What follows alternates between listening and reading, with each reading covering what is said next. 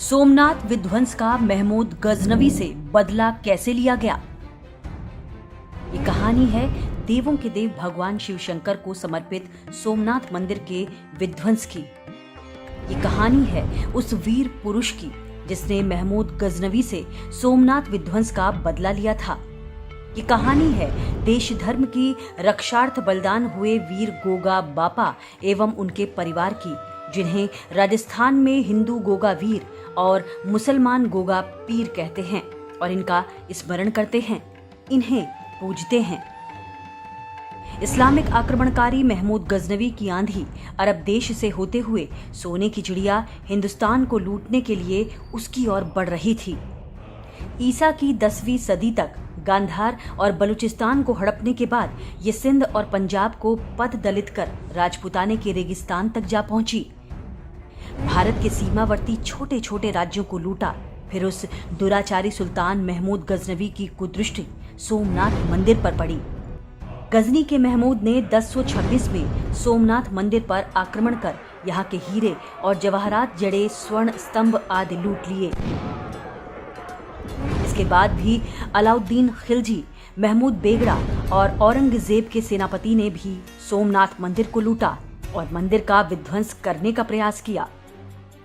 बात गजनवी की जाए तो इस्लामिक विधर्मी आक्रांता महमूद गजनवी सोमनाथ की अकूत धन संपदा को लूटने और भव्य देव मंदिर को धराशायी करने के लिए पंजाब से होते हुए राजपुताने के उत्तर पश्चिमी रेगिस्तान में जा पहुंचा, जिसके प्रवेश द्वार पर भटनेर यानी गोगागढ़ का दुर्ग चौहान वंशीय धर्मवीर गोगा बापा द्वारा बनाया गया था। यह 90 साल के वृद्ध वीर गोगा बापा अपने 21 पुत्रों, 64 पौत्रों और 125 प्रपौत्रों के साथ रहते थे। उनका मकसद धर्म की रक्षा करना था।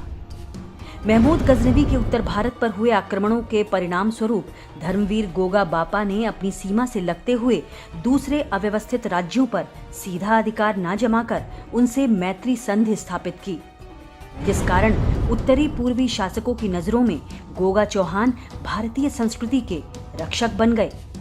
कन्नौज विजय के बाद 1018 में जब महमूद गजनवी सोमनाथ मंदिर पर आक्रमण के लिए निकला, तब जाते समय किसी भी राजा ने उसे रोकने की हिम्मत नहीं जुटाई। उस वक्त गजनवी ने गोगा बापा से मदद पाने के लिए दोस्ती का हाथ भी बढ़ाया था। महमूद गजनवी ने छल बल से गोगा बापा को अपनी तरफ लाने का षड्यंत्र रचा और अपने दूत मसूद और तिलक हज्जाम को गोगा बापा के पास भेजा। दोनों वहां पहुंचे और गोगा बापा को प्रणाम कर हीरो जवाहरातों से भरा थाल रख उनके सामने सिर झुकाया और कहा, सुल्तान आपकी वीरता और बहादुरी के कायल हैं, इसीलिए आपकी तरफ दोस्ती का हाथ बढ़ाकर आपसे मदद मांग रहे हैं।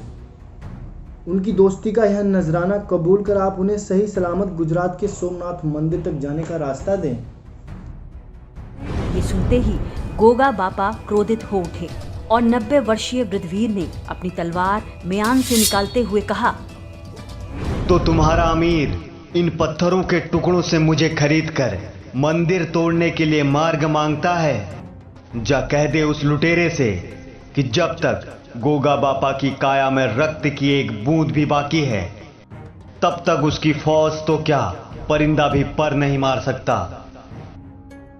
इतना कहते हुए उन्होंने हीरो से भरे थाल को ठोकर मारकर फेंक दिया। मसूद और तिलक हज्जाम ने जान बचाकर भागने में ही अपनी भलाई समझी। गोगा बापा से बात न बनती देख उसने समंदर के माध्यम से सेना को सोमनाथ मंदिर कूच करने का आदेश दे दिया। उसकी फौज में 1 लाख पैदल और 30,000 घुड़सवार थे।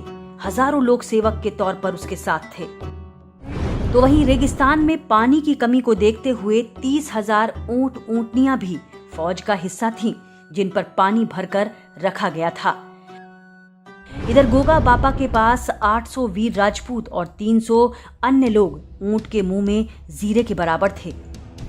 इसके बावजूद गोगा बापा के अद्भुत साहस और बलिदानी तेवरों को देखते हुए गजनवी ने 2 बार और प्रयास किया वो उसके साथ आ जाएं, पर गोगा बापा टस से मस नहीं हुए।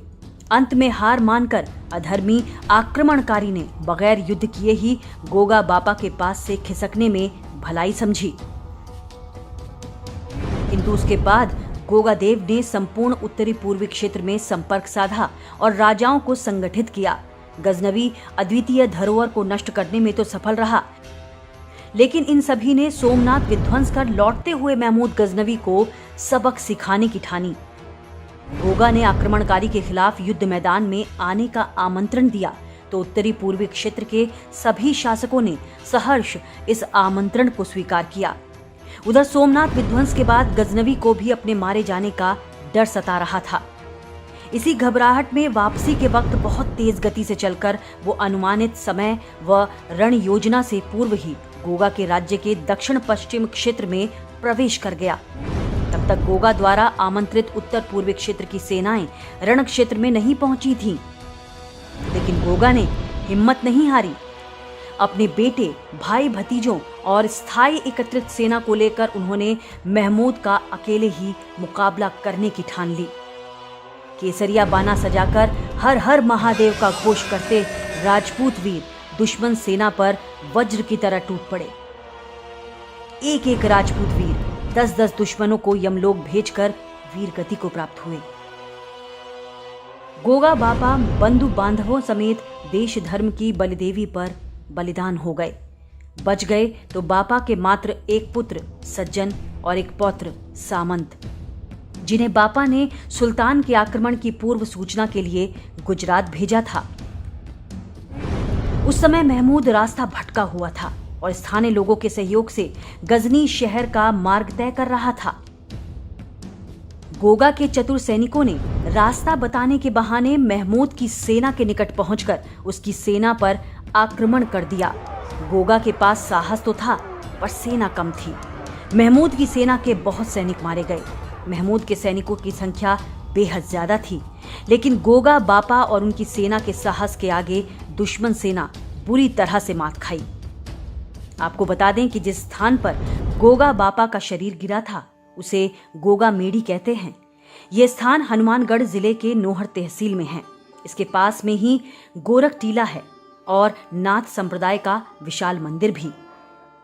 गोगा बापा की कहानी आपको बतानी इसीलिए भी जरूरी हो जाती है क्योंकि स्वतंत्र भारत का इतिहास आज भी परतंत्र है कि उसमें गौरी और गजनी के आक्रमण के विषय में तो बताया जाता है, लेकिन उसका प्रतिरोध करने वाले महान वीरों पर मौन धारण कर लिया जाता है।